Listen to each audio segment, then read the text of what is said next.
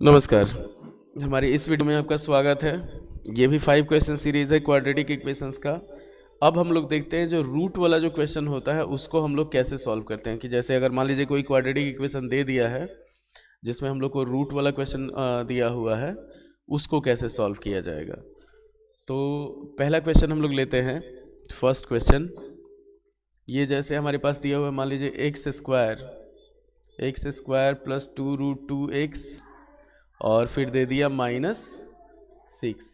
Same factorisation का process अपनाना है कि जैसे मान लीजिए यहाँ पे हमारे पास 6 आंसर, मतलब अगर मल्टीप्लाई करते हैं तो -6 होगा। उसके बाद बीच में हमारे पास 2√2 दिया हुआ है, तो 6 को हम लोग अगर चाहें तो 2 × 3 लिख सकते हैं। और 3 जो होता है ये 2 × 3 × 1 कर सकते हैं। तो अगर इसको हम लोग ब्रेक करेंगे तो 3√2 और √2 हो सकता है। कैसे इसको भी मल्टीप्लाई करेंगे तो √6 आ जाएगा, भले -6 आ जाएगा। तो यहाँ पे हम लोग यही चलते हैं। एकदम सिंपल प्रोसेस होता है रूट वाले का। कि जैसे यहाँ पे देखिए x square plus 3√2x minus √2x और -6 इज इक्वल टू 0। अब यहाँ पे x अगर कॉमन लेंगे हम लोग तो x प्लस 3√2 और -√2 अगर कॉमन ले लेते हैं तो x प्लस 3√2 आ जाएगा 0। तो एक हो जाएगा हमारे पास x माइनस √2 और सेकेंड हो जाएगा x plus 3√2 is equal to 0। अब ये हमारे पास आ जाएगा, x का वैल्यू एक आ जाएगा √2 और x का दूसरा वैल्यू आ जाएगा -3√2। इतना ध्यान रखना है। सिंपल प्रोसेस है, जो प्रोसेस हम लोग 9th में फॉलो किए हैं, 8 में फॉलो किए हैं, यहाँ पे भी वही फॉलो करना है। स्प्लिटिंग मिडिल टर्म्स का सिर्फ क्या है कि टर्म जो है वो रूट में आ गया है। अब अगला क्वेश्चन हम लोग देखते हैं, सेकेंड क्वेश्चन। तो सेकेंड क्वेश्चन जो है वो है हमारे पास रूट वाला ही लेके चलते हैं कि √3x² plus 10x plus 8√3, √3x² plus 10x -8√3 is equal to 0। तो अगर हम लोग 8√3 और √3 को मल्टीप्लाई करते हैं तो हमारे पास आ जाएगा 24। 24 को हम लोग लिख सकते हैं अगर 3 से, तो हम लोग को चाहिए बीच में 10 चाहिए, इतना ध्यान रखिएगा। √3 तो ये हो जाएगा 12 × 2, मतलब क्या हो जाएगा, बीच में 10 चाहिए और 10 को हम लोग को ब्रेक करना है 24 में। तो वो तो सिंपल हुआ कि 6 और 4 हो गया, 6 × 4 हो गया हमारे पास 10, एक हो जाएगा 12 और 2, तो 12 में से अगर 2 माइनस करते हैं तो हमारे पास -24, यहाँ गुना करेंगे तो -24 आएगा। अब यहाँ पे हमारे पास हो जाएगा √3x² plus 12x minus 2x minus 8√3 is equal to 0।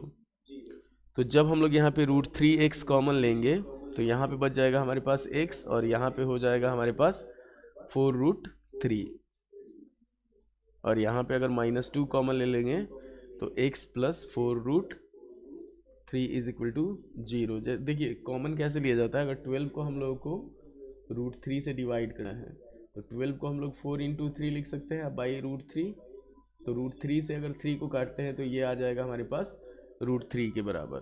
तो ये हमारा आंसर जो हुआ वो हो जाएगा √3x - 2 और x plus 4√3 is equal to 0।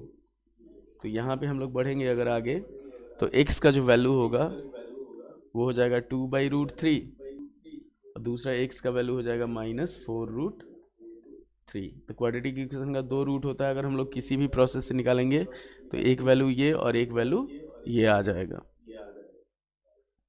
अगले क्वेश्चन पे बढ़ते हैं हम लोग, वही सेम प्रोसेस है। इसमें क्या है, ये सेकंड क्वेश्चन था। अब हम लोग बढ़ते हैं थर्ड क्वेश्चन पे। तो थर्ड जो क्वेश्चन है हमारे पास वो है कि जैसे √7x² -6x और -13√7 इज इक्वल टू 0।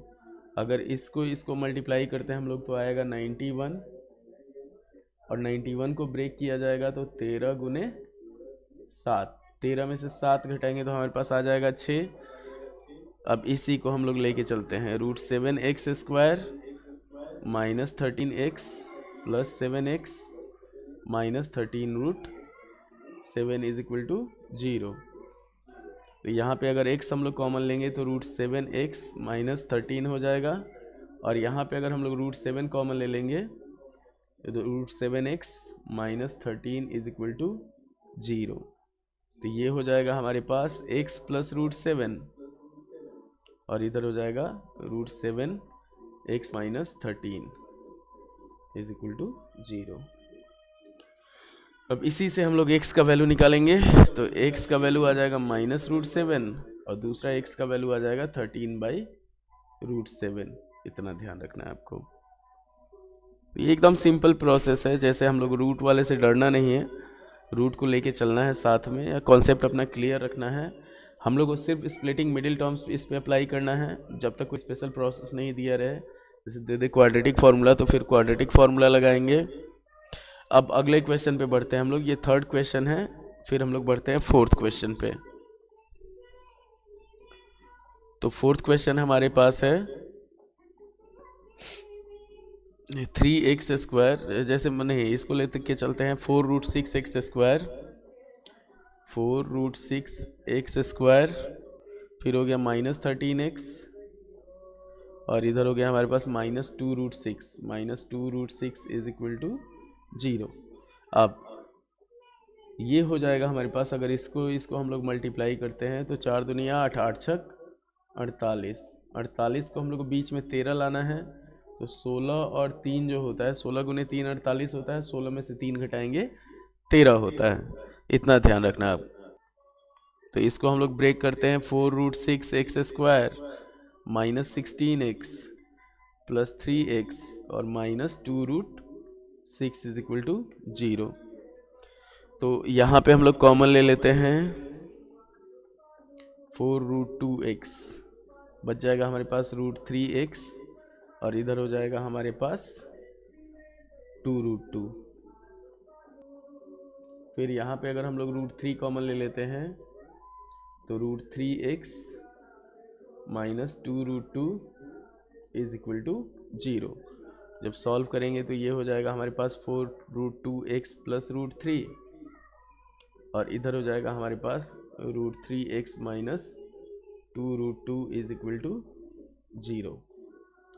आगे बढ़ेंगे हम लोग, फिर इसको सॉल्व करेंगे तो x का एक वैल्यू हो जाएगा हमारे पास माइनस √3/4√2, और x का दूसरा वैल्यू हो जाएगा हमारे पास 2√2/√3। एकदम सिंपल फैक्टराइजेशन प्रोसेस है, जैसे हम लोग नॉर्मल फैक्टराइज करते हैं वही तरीका यूज करना है, इसमें भी थोड़ा सा दिमाग लगाना है।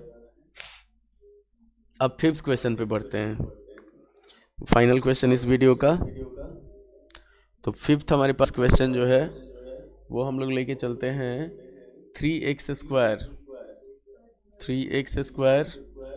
माइनस 2√6x माइनस 2√6x और प्लस 2 इज इक्वल टू 0।